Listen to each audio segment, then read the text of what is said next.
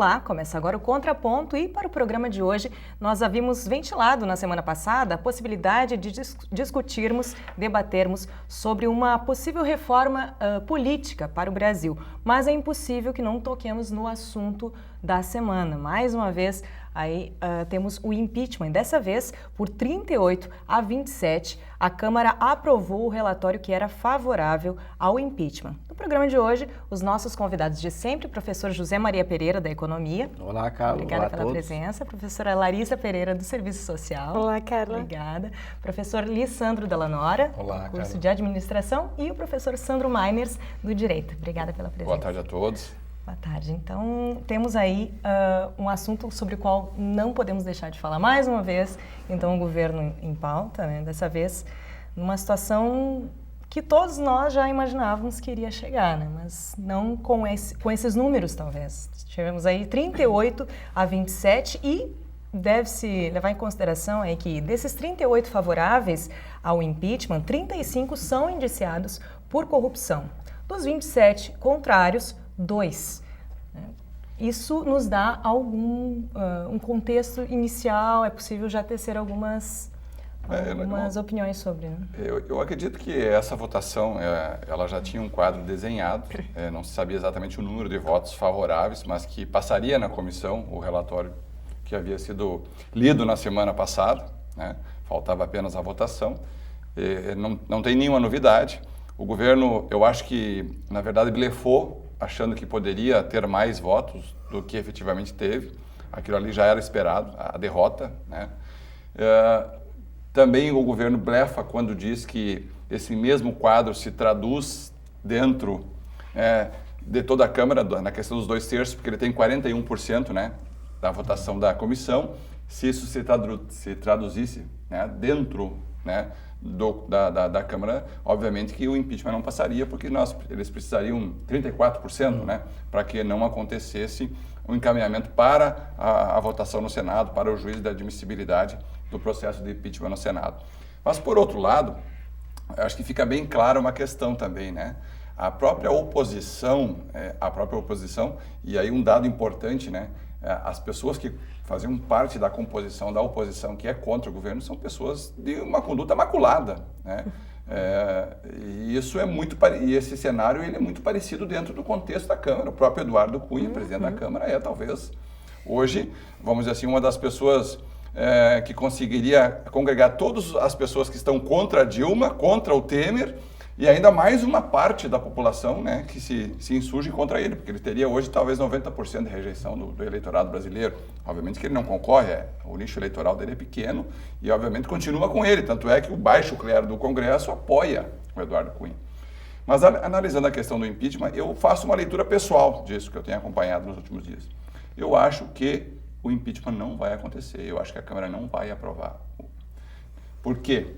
Se desenha dois fatores que têm que ser levados em consideração. Primeiro, as mobilizações que foram realizadas em março, elas, de certa maneira, elas repercutiram um pouco e repercutem, e vão sempre repercutir, né? Muitos parlamentares estão preocupados e estão ouvindo tudo que acontece nas ruas. O movimento não precisa nem ser muito expressivo para produzir alguns reflexos. Alguns têm medo do futuro político deles e já temem agora mesmo distante de um novo pleito eleitoral. Uma outra questão importante. As pesquisas feitas logo após o movimento indicavam uma rejeição maior e uma vontade maior da população sobre o processo de impeachment.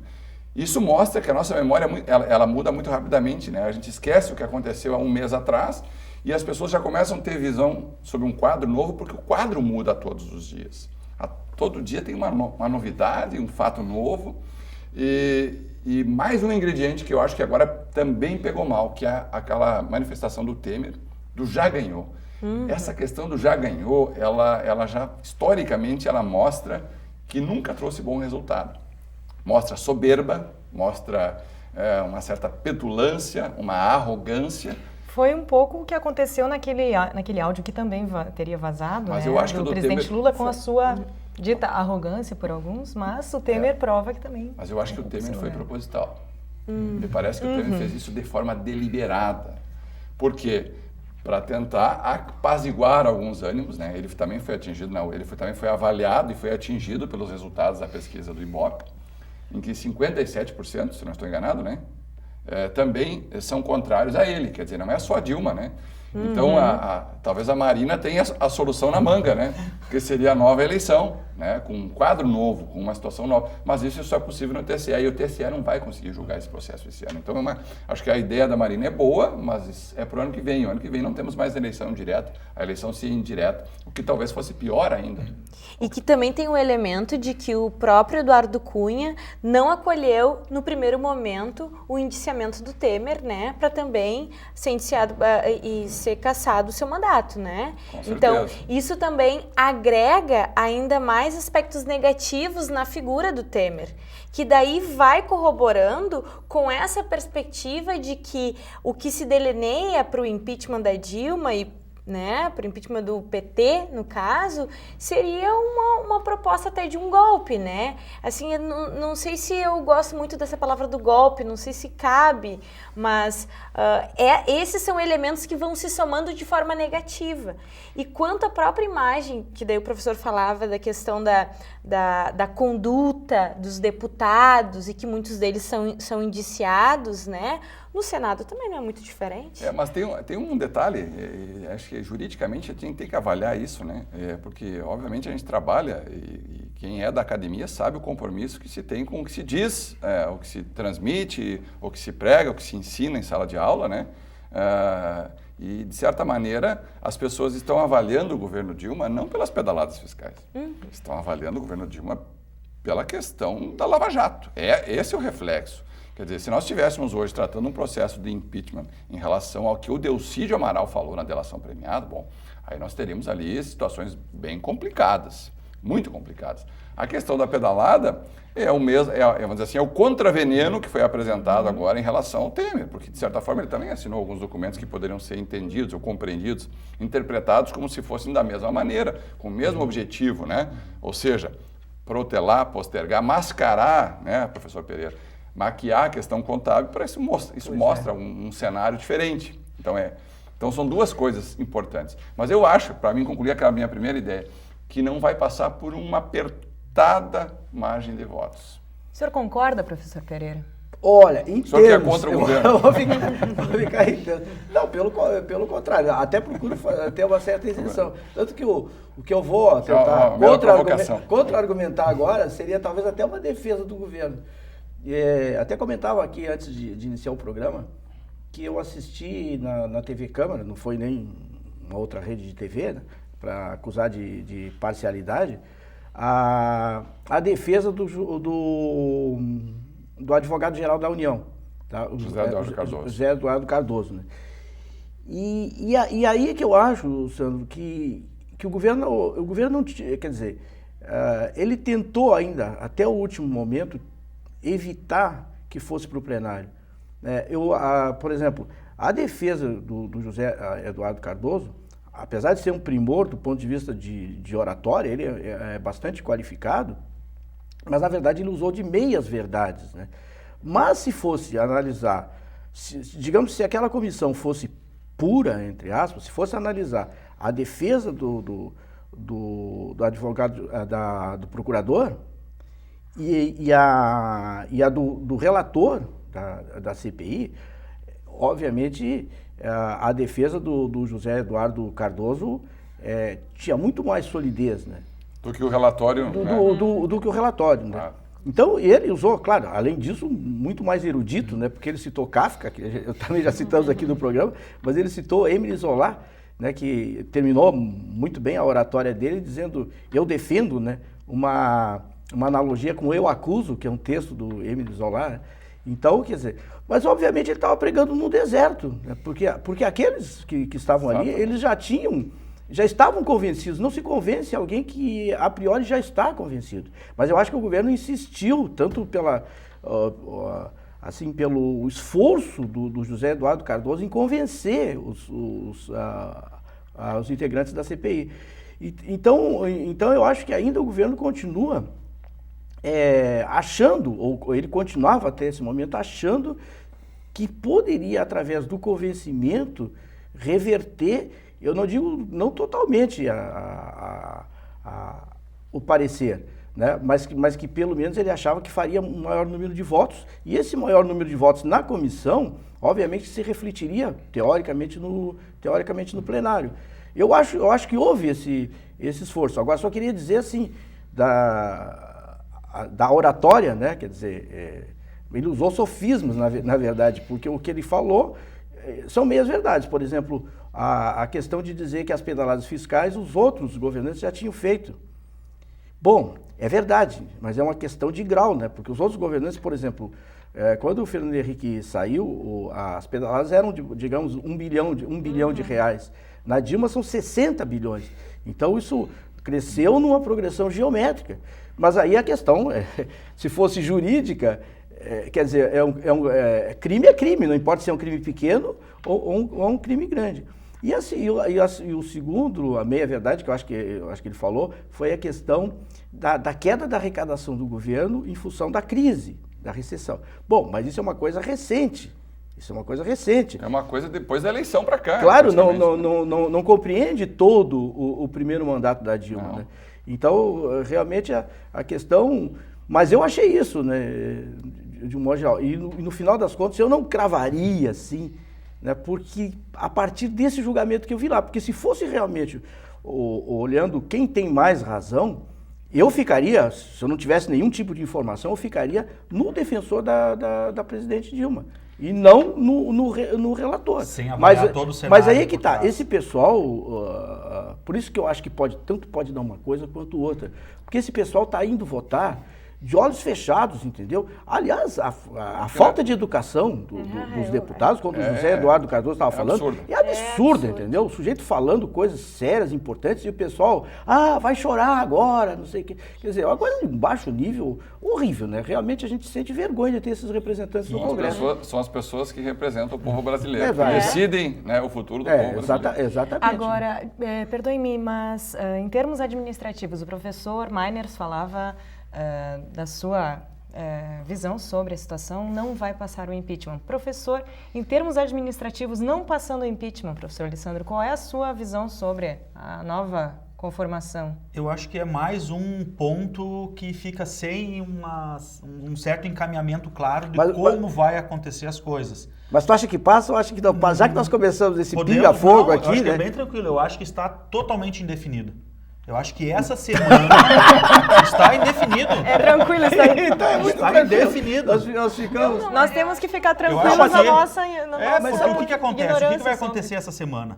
Essa semana nós vamos ver fatos grotescos acontecendo em Brasília. Eu quero dar uma informação recente. O Temer conseguiu convencer o PP a desembarcar do governo.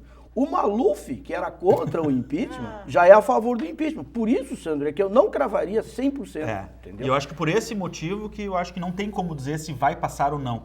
Porque o desenrolar desses próximos dias, e quem acompanhou hoje... Eu falo pelo caráter. O rito do impeachment, como vai acontecer, ele vai ser extremamente traumático, eu acho, para todos nós. Quem assistir, eu acho que vai sair traumatizado ao final desse processo, porque vai se replicar o que aconteceu na comissão. Não é? E o rito, nós vamos ter 1 minuto para cada deputado, são 513. São 513 minutos de fala, começando no domingo às 2h da tarde. Não é na sexta-feira. Não, na sexta-feira começa. Sim, mas termina no domingo. Aliás, só queria dizer que isso é um show de hipocrisia, porque a votação. A votação, e cada um tem 1 minuto para falar na votação. Mas começa dia 15 e daí todos os representantes, cada um tem 1 hora, tem os 20 líderes. minutos, cada líder tem 20 minutos para falar. O rito é bem complexo, e daí chega lá no domingo que cada um vai ter 1 minuto para falar o seu voto. Mas voto aberto, né? Voto aberto. O que eu acho isso... Defendido. E eu acho que isso é extremamente interessante. Mas eu acho que por trás disso tem uma cortina aí dos bastidores que está trabalhando de uma forma pesada, dos dois lados. Eu acho que o fator decisivo do impeachment está na questão dos tais indecisos, que eu tenho certeza que não são indecisos. Que já tem o seu ponto e que definido. Provavelmente estão esperando... Indecisos que tu te refere são as pessoas que têm caráter lá, né? É isso. Os que têm caráter que estão avaliando os dados conscientemente. Que seria quanto o teu percentual? 5%? 10%? O professor Pereira hoje está com todo... É isso que eu estava falando. Não, porque... Na verdade, nós temos quase 20% indecisos ainda. Que não abriram seu voto, pelo menos. Não abriram seu voto. Mas não quer dizer que eles sejam indecisos. Eles só não abriram seu voto porque ainda não chegou na quantia que eles estavam querendo. Então, eles vão até o final para aumentar o valor do voto. E aí é que eu digo, isso que está acontecendo. E aí o cenário que se torna complexo. Eles não são indecisos. O governo... Não, claro que não são, concordo plenamente. É uma decisão dolosa, intencional. Você está esperando alguém convencê-los. Conveniente, é uma indecisão conveniente, digamos assim. Precisando de um bom convencimento. E esse cenário, eu acho que leva a uma indefinição tão complexa que muitas pessoas que já definiram o seu voto vão mudar. Nós podemos até ter uma lista aí de quem já colocou seu voto na mídia, não é, para nós acompanharmos lá no dia. É possível. Não é bem possível isso. E o dado... E isso traz um impacto para a área administrativa extremamente complexa. A Brasília está parado já há alguns dias. Já se sabe isso, que lá nada funciona. Não é só Brasília, o resto do Brasil também está parado assistindo a esse circo, e é um circo que se montou. E aí o que nós estamos percebendo? Que quem precisa colocar as suas atividades em prática não consegue, porque está tudo parado. Não se consegue fazer nada. E novos cenários, e nós comentávamos aqui nos últimos programas circo, a questão... Os palhaços somos nós. Somos nós, é invertido. Nós já colocamos a questão da nuvem, não é? A nuvem se movimenta toda semana em novo cenário. E hoje nós tivemos um cenário novo, que é a questão do novo ministro da Justiça, né? Que também teve um novo... Quer dizer, eu acho que indiferente do processo do impeachment passar ou não passar, ele se concretizar ou não, nós vamos viver momentos futuros de extremas problemas. Porque tudo vai cair na justiça e vai se entravar e vai se ter um processo cada vez mais complexo. E como a professora Laria sempre fala, quem paga? Mas é justamente essa quem questão. Não deveria. Alessandra, é justamente essa questão. Porque dependendo da decisão que for tomada pela Câmara e como ela for tomada, porque toda votação ela tem risco de ter algum percalço que justifique a interposição de uma ação junto ao Supremo Tribunal Federal. Isso eu acho que a judicialização Eduardo Cardoso falou tranquilamente, não, isso aí vai ser liminar atrás de liminar e sei lá. Mas tem um outro detalhe, em a casa aprovando o processo de impeachment, eu acho que no Senado vai ser muito mais tranquilo para a oposição, porque vão admitir a denúncia e vão afastar de uma incontinente. Porque aí não tem mais volta. O Senado... É a última alternativa. É a última cartada, barrar ali. E o Senado teria que contrariar a Câmara dos Deputados, na verdade, nesse caso. Porque se a Câmara dos Deputados... Aqui não seria problema. Eu acho que o Renan tem os seus interesses e conduz muito bem aquela casa ao seu livre entendimento, ao seu sabor, aos seus interesses, né? Tá, mas se o interesse dele, por exemplo, não for o impeachment, daqui a pouco mais ali pode ocorrer. É por isso que eu acho, a questão, na verdade, o impeachment é política. É totalmente político, saiu de qualquer que esfera. Bom senso, argumentos, essas coisas não contam, né? E quem joga muito para a plateia, porque a gente o circo que o Lisandro se referia, porque, por exemplo, na comissão do impeachment também houve um circo, o pessoal varou a madrugada dentro, que eram acho que 71 que queriam falar. 105 ou coisas assim. Falar. Muitos foram embora para casa, na hora da chamada, eles foram embora, quer dizer, só se inscreveram para marcar presença, ou coisa que eu vale. E as pessoas que falavam, na verdade, elas falavam... Por nada. Por nada, porque tu já sabia que aquele ali era contra e sabia que o outro era a favor. E ninguém se escuta, né? Não há. Ninguém se escuta. É um diálogo de surdos, na verdade. É um diálogo de surdos. Vamos passando... Mas para quem... Só para complementar, mas para quem acompanha os trabalhos na Câmara e no Senado, é comum parlamentares estarem lá discursando e não tem ninguém na plateia. Ele está discursando apenas para ficar gravado ou na TV Câmara ou na TV Senado. Aliás, foi bom que tu falou isso. E eu vou falar em nomes aqui, mas, por exemplo, eu fico pensando, né? A Ana Amélia Lemos, né, que tinha a RBS aqui, uma audiência enorme, e agora ela discute, geralmente de tarde, né, quando o plenário está totalmente vazio, né? Eu falo mesmo para o Lazier Martins, quer dizer, realmente trocar uma audiência oceânica por uma audiência do traço é realmente complicada, né? Mas o que é? O dinheiro fala, né? Mais alto, né? Passando para o próximo bloco, a discussão está inflamada, Espero que elas não estejam assistindo esse Nós vamos mandar uma Não, mas eu estou fazendo isso aqui de propósito para testar a nossa audiência. A provocação é importante. Exato. Bom, não só dentro do debate, mas junto aos telespectadores. Ok. Passamos para o próximo bloco. Nós voltamos com a informação, né? Eu largo para a mesa a informação de que Cunha decide começar a votação do impeachment pelos deputados do Sul. Não saia daí.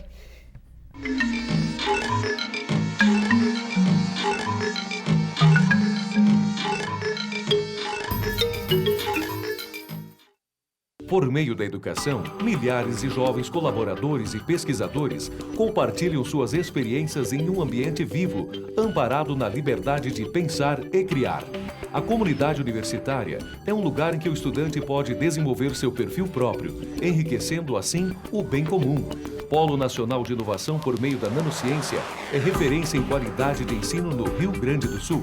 Centro Universitário Franciscano, uma universidade para suas aspirações. Eu sou a coisa mais importante do planeta. Sou forte, sou indispensável, sou mais eu. Afinal, todos precisam de mim. Não tenho cheiro nem gosto, sequer tenho cor. E mesmo assim, todos precisam de mim. As pessoas, as plantas, os animais. Tudo aquilo que habita a terra tem em mim a satisfação de suas necessidades. Sou a lágrima que sai dos seus olhos, o aguçar da sua boca sedenta. Limpo, floresço, regenero, hidrato e mato a sede.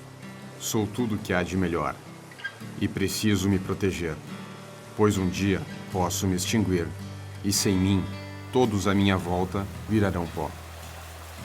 Preciso me proteger e preciso que todos me protejam. Sou importante demais para acabar. Eu sou água. Somos todos água.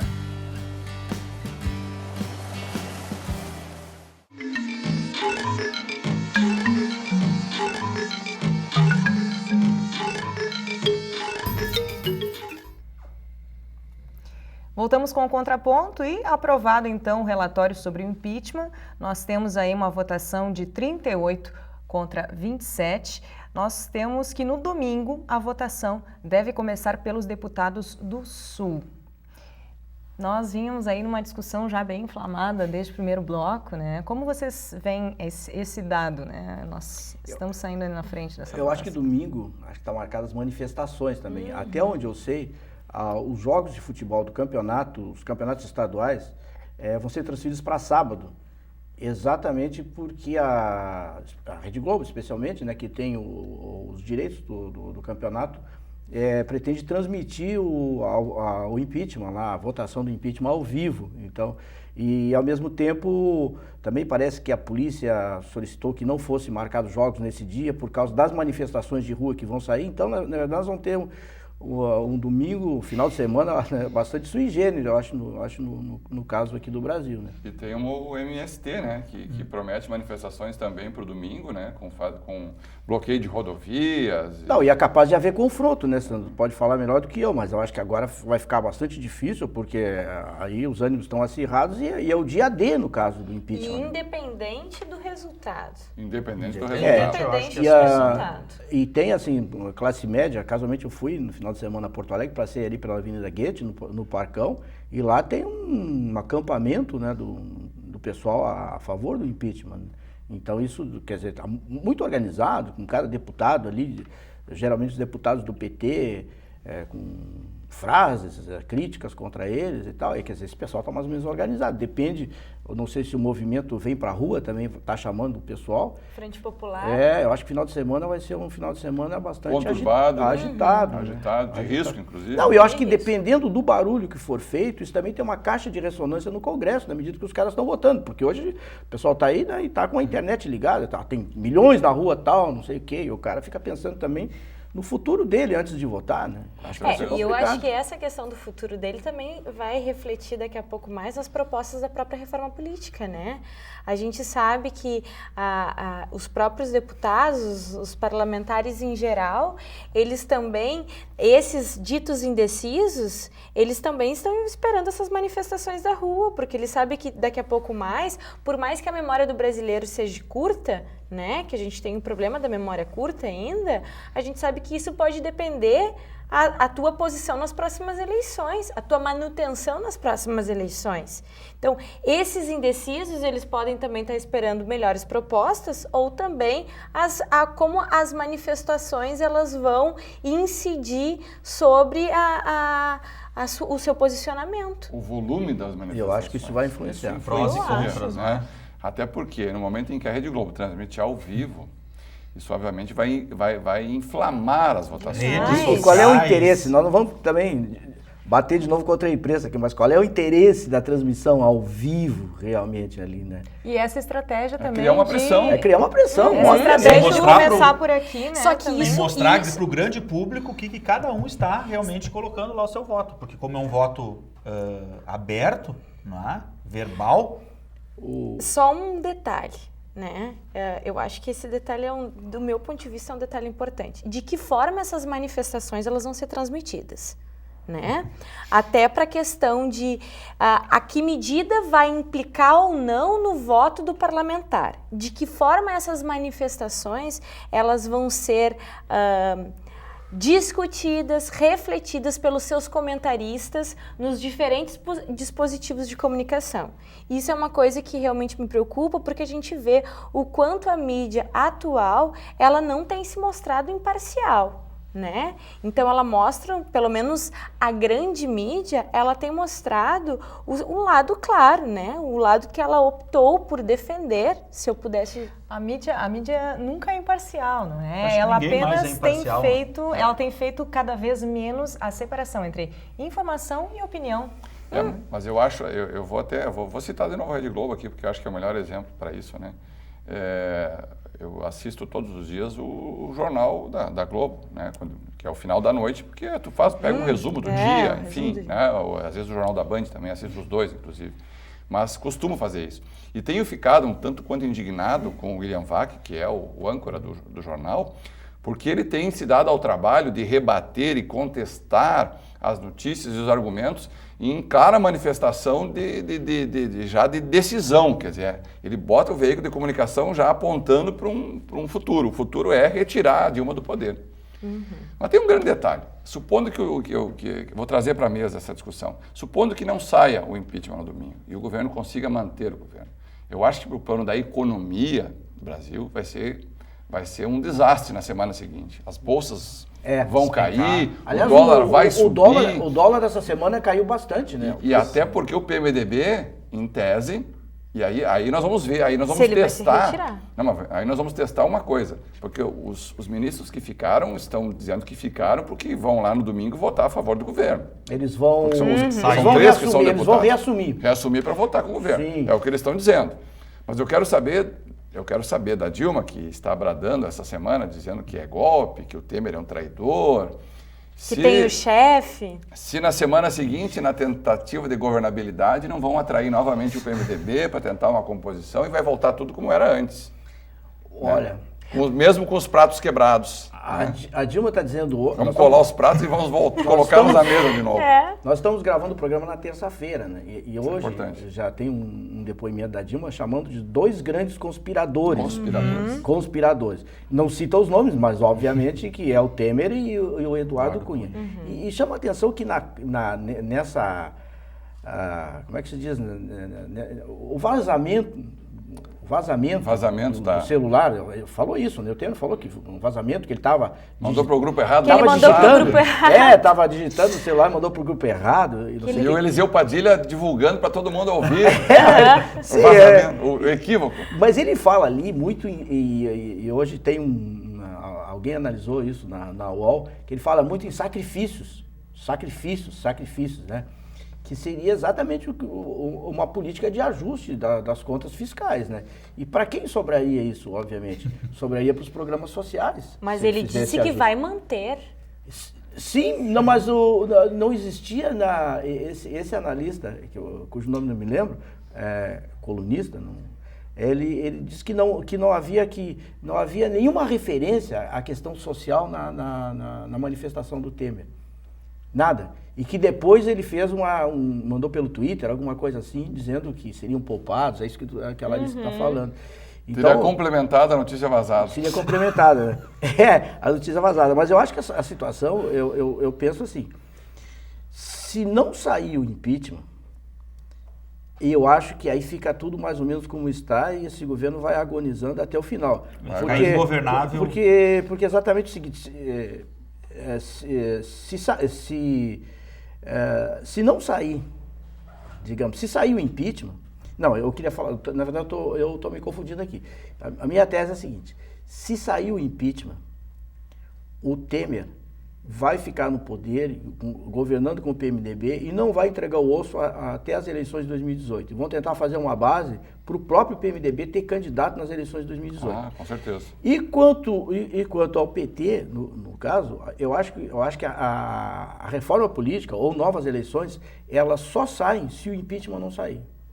Se o impeachment não sair, a governabilidade da Dilma é muito restrita, é muito difícil. E aí eu acho que já está sendo costurado, a gente sabe que nomes como o Renan Calheiros, eu vi uma manifestação do próprio Lula mesmo, que aceitaria conversar sobre novas eleições, algo desse tipo.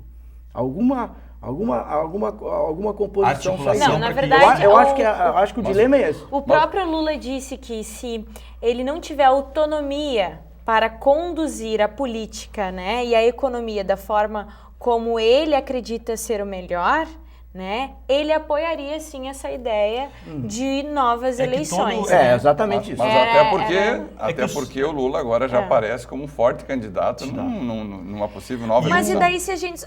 Desculpa, professor, mas será que a possibilidade, então, de não havendo impeachment não seria a melhor opção? Porque a gente poderia ter um grupo maior de políticos apoiando uma possível... um novo processo eleitoral. Eu não sei Olha, diante do quadro, que o day after, que se apresenta aí com Temer, etc., PMDB governando, eu concordo com a Larissa. Concordo com a Larissa. Grande problema... Eu prefiro isso, porque o governo fazendo concessões, mantendo os programas sociais, do que o que vem lá na frente que ninguém sabe. Né? O grande problema de todo esse cenário, indiferente de manter ou não o governo que está aí, mas a continuidade do governo, ele vai se tornar um governo sem condições de fazer nada. Não tem recursos financeiros para isso. Eu acho que para a imagem do país é boa isso. Eu também acho. Para a imagem do país... A permanência do governo. A permanência do governo é boa para a imagem do país, porque isso aqui não é uma república das bananas que tu vai fazer golpe em cima de golpe. Eu acho que, tomara que exista já esse acordo do Renan Calheiros, etc., e o governo, nesse processo. E o governo aceitando isso, mesmo a contragosto, né, vai ter que aceitar, que eu acho que aí a gente pode ter uma reforma política. Porque realmente, do jeito que está, como é que a gente pode imaginar, por exemplo, a Dilma e o Temer governando? Essa composição partidária... Né, isso é inviável para governar, para fazer uma base parlamentar. Só que mesmo assim, a questão, por exemplo, lá da manutenção do governo, financeiramente o governo não tem mais recurso nenhum para fazer nada. Eu não sei nem como, que aquilo que se fala muito, que o governo está negociando cargos, negociando valores lá de emendas parlamentares ou comprando votos em alguns momentos, saem algumas notícias não muito claras a respeito disso, o governo não tem mais poder de investimento. Mas zero poder de investimento. Se ele não tem poder de investimento, estando ou não a Dilma no poder, né? É que como não tem investimentos, não existe credibilidade do mercado, como nós já falamos antes. Mas será que o Temer é credibilidade para o mercado? Se a figura dele cada vez mais vem sendo fragmentada, vem sendo vulnerabilizada, vem sendo... Né? Mas o olhar do mercado, o olhar do mercado é mais favorável ao PMDB e ao Temer do que a Dilma. Claro. Sim, mas em função da própria ideologia do partido. Mas, Larissa, mas isso não garante em nenhum momento a arrecadação. Não, eu só acho que a Dilma... Professor, vamos finalizando então. Tá, eu acho que a Dilma perdeu o timing. Perdeu o time. Quando ela podia ter feito as reformas e fazer um governo, né, digamos... De recuperação. De recuperação das contas públicas, etc. E até ela tentou, mas eu acho que muito timidamente, também, né? E o próprio PT também é um partido que, na verdade, ele faz oposição ao governo em determinadas circunstâncias. Ela não pôde praticar uma política. Eu acho que o time foi perdido.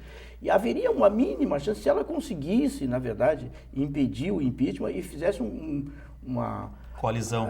Digamos assim, eu acho que precisaria uma espécie de um pacto nacional, como já aconteceu em outros países e tal, para tentar recuperar a economia, né? Mas isso ela teria que ter muito boa vontade de outros partidos ou coisa parecida. O quadro, de qualquer maneira, ele se apresenta, é bastante complicado, eu acho, do jeito ou de outro, mas ainda eu acho, sim, que o menos pior seria que o impeachment não passasse. Pelo menos a questão da democracia no Brasil se mostraria mais fortalecida perante o resto das nações, né? E nós vamos ter surpresa ainda, porque a Lava Jato vai se aprofundar nessa questão dos recursos colocados na campanha de 2014, e isso afeta diretamente Dilma e Temer. Isso permitiria a cassação de ambos, né, a chapa vencedora.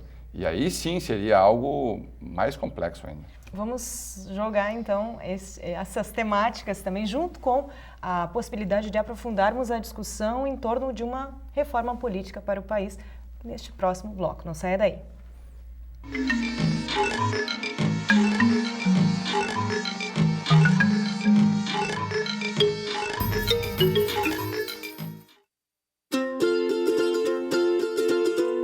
A sua família pode fazer parte da realeza. Ela se torna mais nobre quando decide compartilhar. Doar órgãos é um gesto que envolve toda a família. Família nobre é a família consciente. Comunique sobre suas intenções. Doar, um ato familiar. Campanha Doação de Órgãos.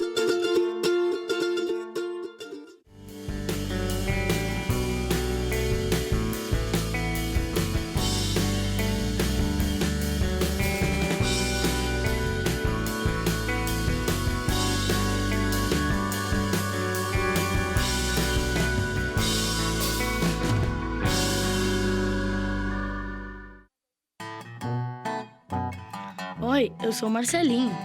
Eu tenho algo para contar a você. O meu amigo é um leão, mas as pessoas duvidam disso. Já tentei convencer a todos, mas eles não acreditam. Será que eles não conhecem o São Brás? Se eles conhecessem, poderiam fazer novos amigos também, assim como eu. Faça a sua parte, adote um amigo.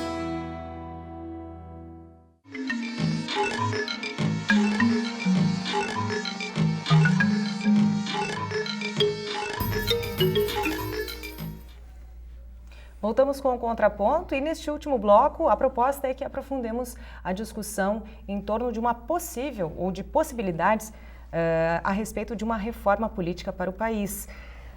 Seria possível? Eu tenho um texto aqui do Vladimir Safatli, em que ele fala isso sobre reforma política, um texto de maio de 2015.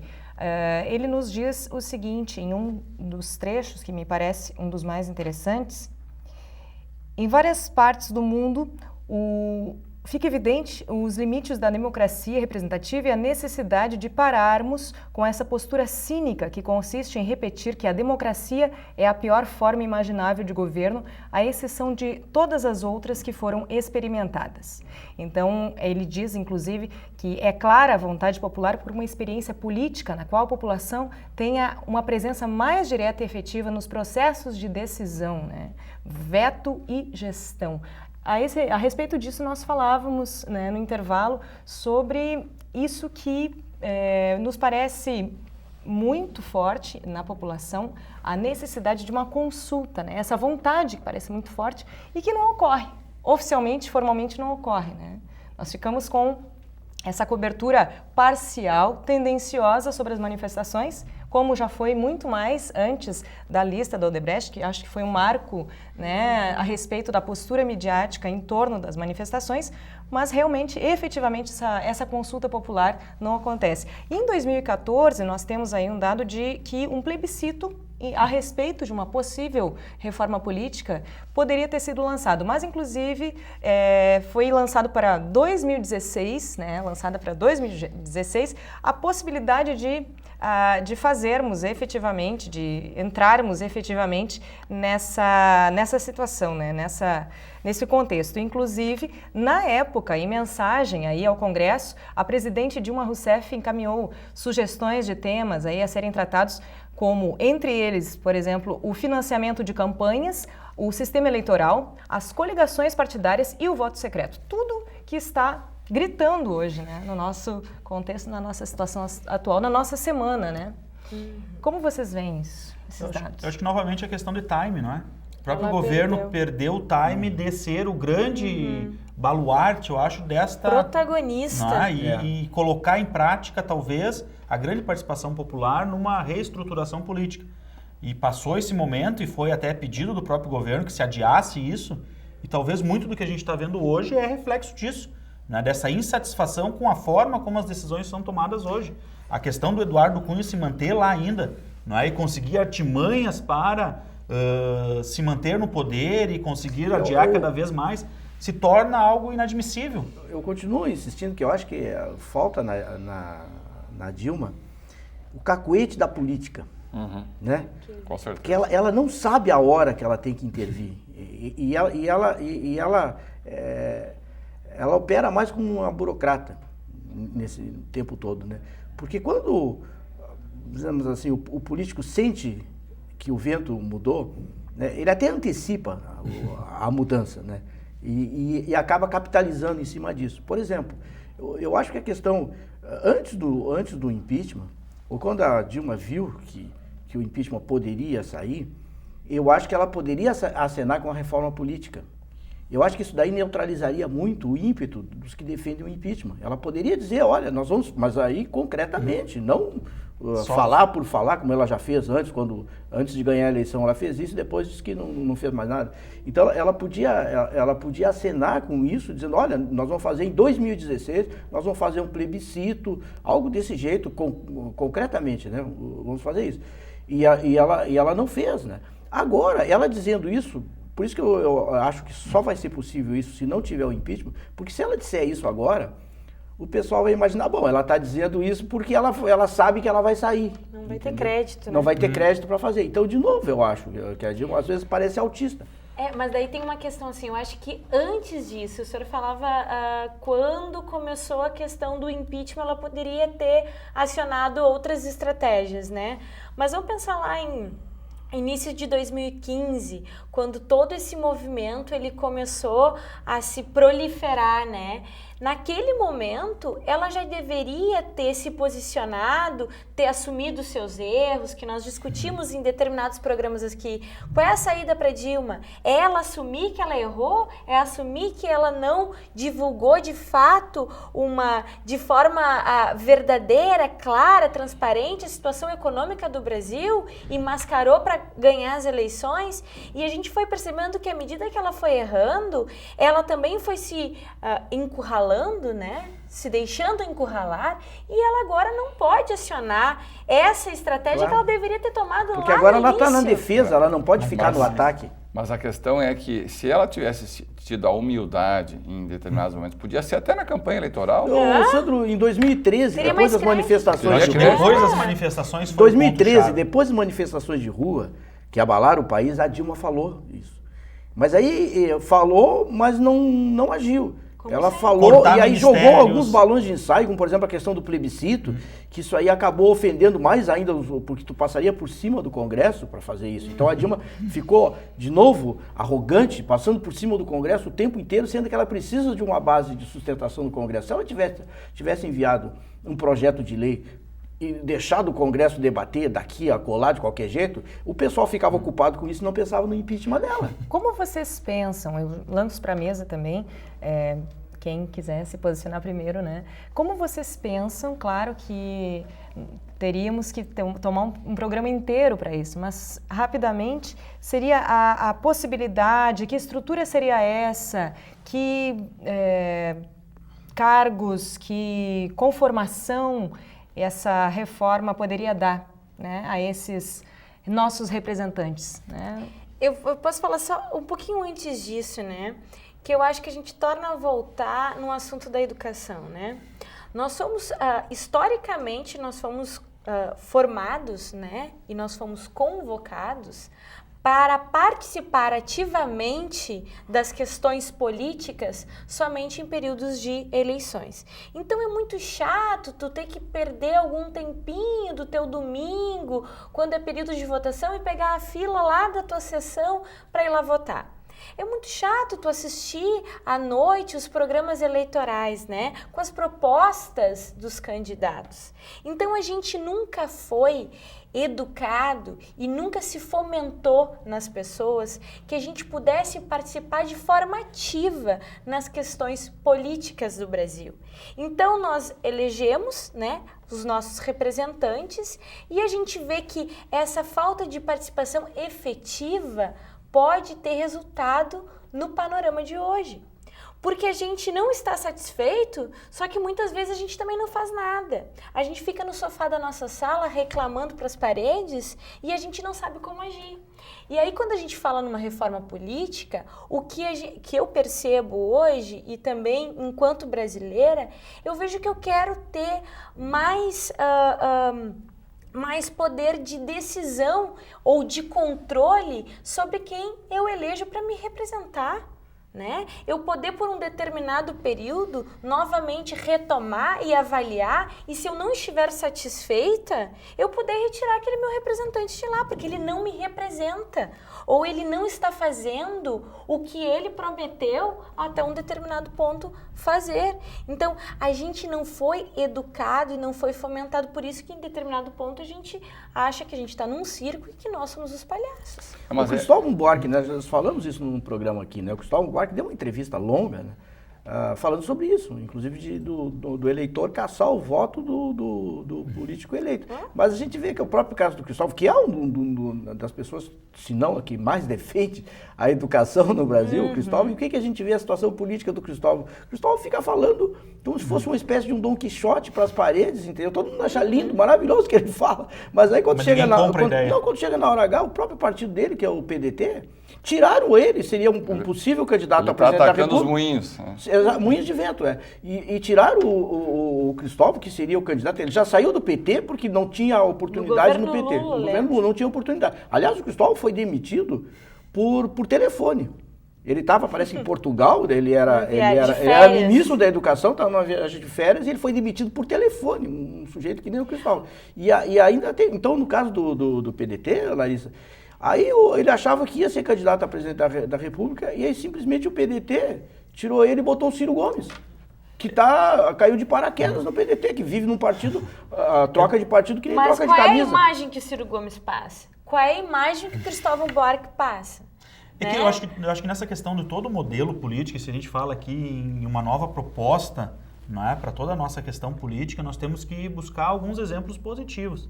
E eu acho que na atividade pública, assim como acontece nos Estados Unidos, por exemplo, tudo que é vinculado à atividade pública é público. Não é? Desde as ligações telefônicas vai ficar esse registro guardado lá, não é? Que se evite alguns processos, algumas formas diferentes. A questão de ter o privilégio de não poder ser investigado, né? Lá, a questão do ministro e assim por diante. Essas questões têm que estar nessa reforma política. Nós temos que criar, de alguma forma, recursos que facilitem o controle desta máquina. Porque eu não sei, mas agora eu estava escutando vocês falarem aqui e comecei a pensar assim, o político, o que ele menos se preocupa é com o povo. Sem dúvida. A questão da educação, para eles, é algo da boca para fora. E a gente vê isso, infelizmente, a pátria educadora, a gente vê que os recursos são escassos cada vez mais. Mas segurança não é bandeira. Claro que o discurso é muito bonito muitas vezes, mas a prática não existe. Mas, professor, a educação, a gente só vai ter resultados a longo prazo. E ninguém garante que aquele político vai estar continuar ali o seu programa para colher os frutos do que foi plantado. E aí eu mudo o político, eu mudo o programa. E em alguns momentos eu falei aqui, chamando um pouco para a área da gestão e da administração, eu acho que dentro dessa reforma política nós deveríamos, como brasileiros, pensar um novo modelo. Aquilo que é a administração da máquina pública não deveria estar na mão do político. Não deveria. Aquilo que é função do Estado, do município. Mas aí nós teríamos que ter técnicos para isso. Exatamente. Profissionais das áreas trabalhando. Responsável técnico que fosse responder por aquilo. Nós não podemos ter ministro da... Educação que muda por questão de voto. Que não é um educador. Não podemos ter um ministro da Justiça que não é alguém ligado à área. Isso que eu ia falar. Um ministro da Saúde que não é um médico, um profissional. Ministro da Fazenda que não é um economista que de sabe carreira. avaliar as demandas, exatamente, as necessidades isso de no cada macro área. e no micro. Isso também para os municípios. Por exemplo, Secretário de obras. Secretário de obras tem que ser uma função administrativa, de carreira. Ele pode ter um grupo lá. Mas o problema é que quando o sujeito assume, ele já tem um monte de dívidas. Que ele tem que pagar. O sujeito que ajudou na campanha e não sei o quê, todo mundo são os chamados militantes, entendeu? Eu acho que os isso que não nós são temos militantes que quebrar. Ideologicamente, eles são militantes porque almejam alguma coisa. Mas aí que está a grande questão da reforma dos financiamentos das campanhas, né? Sim, claro. Por que as empreiteiras colocavam cifras milionárias e, veja bem, em todos os partidos? Pulverizado. Com um grau maior ou menor, mas eles financiavam a Odebrecht, ou a Camargo Correia, ou essas, Andrade Gutierrez, elas financiaram todas as campanhas. E um sem número de deputados eleitos ou não eleitos foram também beneficiados por esses recursos. A gente sabia disso.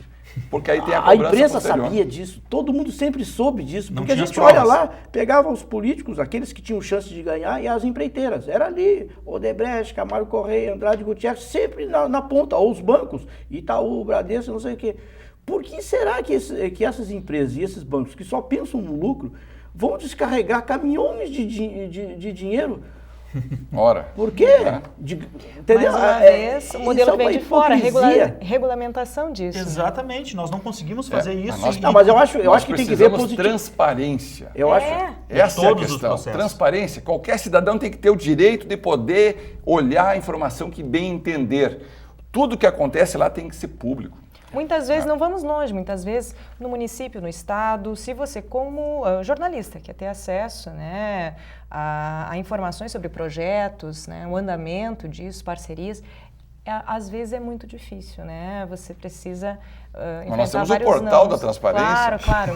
Mas projetos ligados diretamente à vida diária do povo. Alguém aqui já pesquisou no portal da Eu transparência? Já pesquisei. E conseguiu encontrar as informações que raras. buscava? As que eu procurava, As que eu procurei eu não encontrei. Raras.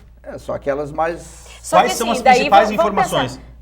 É o salário dos funcionários públicos, dependendo, isso tu consegue encontrar. As diárias. As diárias, e muitas vezes não aberta, é o pacote diárias. Tá, mas o que foi? Foi hotel, foi alimentação? Onde é que foi? Mas mesmo, todos esses são pequenos avanços, né, que vão acontecendo. Eu acredito que o país que sai desse processo todo, porque tem gente que não vê uma luz no final do túnel, né? Eu já não sou pessimista, até por uma questão de idade, que nem eu vi com a Larissa, né? Eu não tenho idade mais para ser pessimista. Eu acho que sai um país melhor, entendeu? Porque a gente está vendo a questão do financiamento das empresas de campanha, que agora alguma tranca vai ser colocada nisso. A gente vai ver o papel dos marqueteiros, os marqueteiros sendo processados, presos, etc. Então, isso alguma coisa vai mudar com essa marquetagem toda que ilude o povo. O problema é quando sai.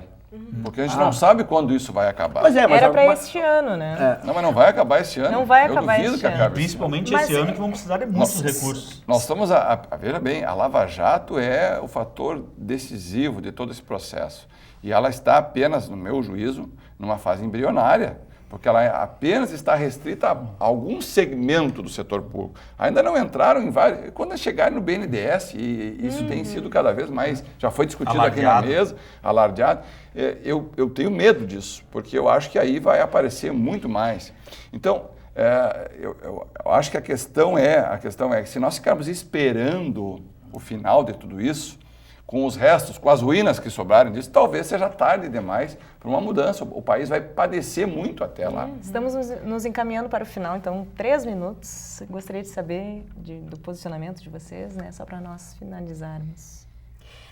Eu só gostaria de tocar nessa questão da transparência, daí eu acho que eu concluo por aqui, que nós falamos sobre o portal da transparência, né? A gente deu um breve exemplo. A gente sabe que no âmbito local nós temos os conselhos municipais, que são espaços de controle e fiscalização, mas que as pessoas não acessam. As pessoas em geral, a população em geral, não consegue acessar esses espaços. Mas por que elas não conseguem acessar? Por inúmeras razões, dentre elas a falta de informação de que existe esse espaço, né? E de que ela pode participar desses espaços. Aí a gente falou do portal de transparência. Quais são, aqui a gente citou alguns exemplos de que nós já tentamos fazer algumas buscas nesse site, né? E que muitas das nossas buscas a gente não conseguiu encontrar. E nós somos todos professores, nós temos mecanismos, nós temos meios para fazer isso. E a população em geral, aquele trabalhador, será que ele realmente ele tem recursos, e não somente recursos tecnológicos, né, mas recursos de informações, de qualidade, para poder fazer uma leitura. Para fazer isso.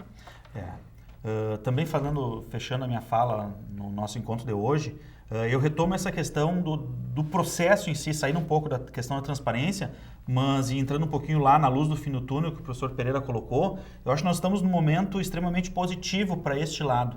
Quer dizer, nós estamos construindo um cenário que nós podemos criar uma solução muito mais consistente, não a perfeita, mas muito mais consistente do setor público e do setor político para as próximas gerações. Depende tudo dos desdobramentos que nós vamos dar, Lava Jato, o impeachment, o processo do domingo, a questão das manifestações nas ruas, a questão da violência associada a isso. Eu acho que tudo vai se desenhar nesses próximos dias. Então nós vamos ter um turbilhão de ações e de atos que vão ser desenvolvidos que vão laudear, talvez, esse processo para os próximos dias. Mas a questão é quem vai fazer isso?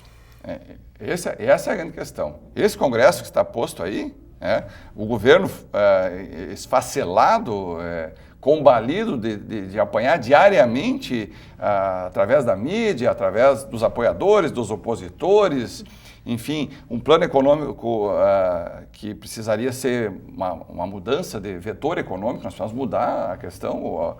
O Brasil ainda não está adequado ao contexto mundial hoje, né? O Brasil está centrado nos seus problemas internos, que é o problema político hoje que está afetando tudo, né?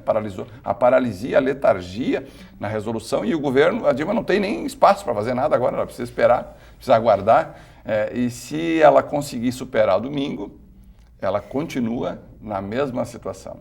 Professor Pereira, vamos longe de mim da última palavra, mas eu acho assim, como eu não tenho expectativas muito grandes, né, eu vejo mudanças graduais ao longo do tempo, e a principal para mim é o fortalecimento das instituições. Eu acho que isso que vai garantir um futuro, uma democracia, não uma democracia de fachada que nós temos, uma democracia verdadeira. E eu acho que isso, a Lava Jato e tudo isso que está acontecendo, talvez vai demorar um pouco, mas a gente já está vendo instituições que são mais respeitadas, o próprio judiciário hoje. Eu acho que as instituições envolvidas na Lava Jato, todas elas ganham com isso, né? Com certeza. Vamos dizer assim, estão mostrando para o país que há como se fazer a coisa séria. Em que pese alguns escorregões, em que pese alguns deslizes, o próprio Sérgio Moro já disse, a gente pode errar, todo ser humano erra, é normal errar, é possível, mas estão tentando fazer a coisa certa, tentando moralizar essa república de banana e de ladrões que se instalou nos poderes, principalmente no poder legislativo, né? Junto com o poder executivo, que é onde é possível o ingresso de uma forma que não seja através da capacidade pessoal da pessoa. Porque nos outros, as pessoas ingressam por sua capacidade pessoal, através de concurso, enfim.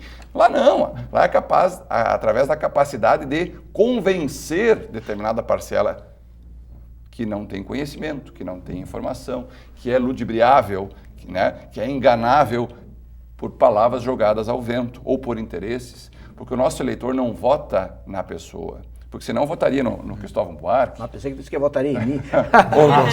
Ele apontou para mim, eu achei que estava certo mesmo. Mas talvez vote em algumas pessoas que prometem benesses, vantagens. As pessoas buscam atender a interesses pessoais e não a interesses da sociedade. Nós temos que mudar isso no Brasil. Bom, vamos ficando por aqui, mais um contraponto a respeito, então, de Lava Jato, impeachment, e vamos ver o que vem por aí depois deste domingo que vem. Ficamos por aqui, voltamos na semana que vem, e você acompanha também o Contraponto pela internet, no canal da TV Unifra no YouTube, Unifra Online. E você também pode participar mandando suas sugestões para o programa pelo e-mail tvunifra@unifra.br. Até semana que vem.